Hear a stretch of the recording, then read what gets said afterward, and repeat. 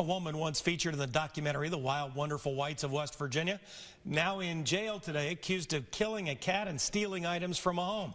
According to this criminal complaint, police were called out to a place in East Williamson in reference to a burglary. The woman inside the home claimed that this woman, Sue Ann White, broke into her home and broke a window, kicked in her front door. White accused the woman of stealing. Well, according to Williamson police, victim told officers White killed her small cat by stomping on the animal's head. Victim told police that White turned to her after killing the cat and said, "Next time it'll be your head."